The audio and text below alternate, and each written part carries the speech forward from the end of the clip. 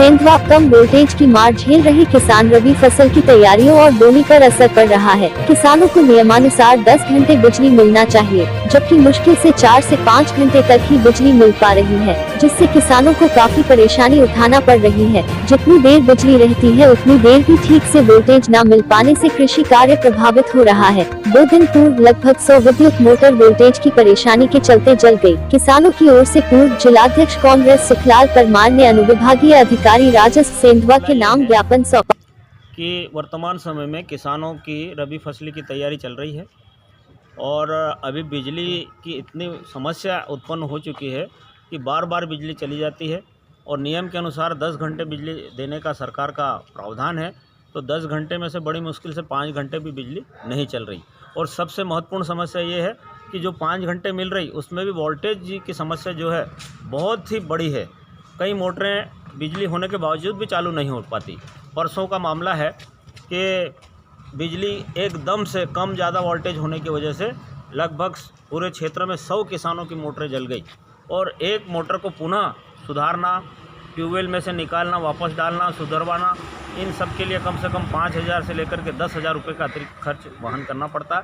क्योंकि हमारे क्षेत्र के किसान बहुत छोटे हैं, बहुत कम ज़मीनें हैं, वह एक बार मोटर जलने के बाद में उसको पुनः सुधारने की स्थिति में भी नहीं है। ऐसी स्थिति में हमने आदरणीय अनुविभागीय अधिकारी राजस्व महोदय से निवेदन किया है कि 2 दिन के अंदर अंदर ये वोल्टेज की समस्या का निराकरण किया जाए और यदि निराकरण नहीं होगा तो एमपीबी ऑफिस का घेराव किया जाएगा और रोड पर चक्का जाम किया जाएगा। तो वहीं बड़वानी जिले के बालसमंद बैरियर पर कल शाम हुआ गोलीकांड। 3 लोगों ने 2 बाइक से आकर आरटीओ चेक पोस्ट बालसमंद पर चलाई गोलियां। ऑफिस के कांच और नीचे लगी है गोलियां। एसडीओपी सेंधवा मनोहर बारिया ने बताया, अज्ञात हमलावरों के खिलाफ विभिन्न धाराओं के तहत नागलवाड़ी थाना पर मामला दर्ज, विवेचना शुरू हुई। मामले में जाँच में जुटे अधिकारी देखे क्या बोले स्टप।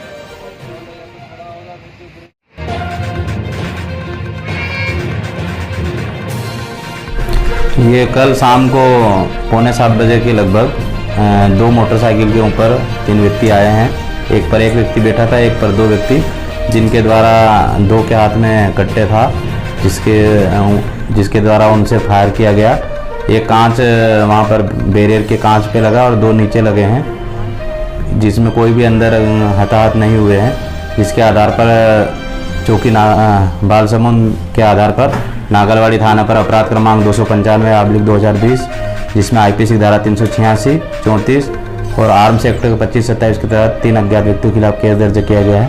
आगे पता लगाया जा रहा है फुटेज के आधार पर और अन्य विवेचना के आधार पर। क्या लग रहा है सर, कहाँ के लोग हो सकते हैं, क्या रहेगा और क्या उद्देश्य रहा होगा इनका? अभी विवेचना के आधार पर पता लगाया जा रहा है और कोई डिमांड आती है तो उसके आधार पर आगे विवेचना की जाएगी।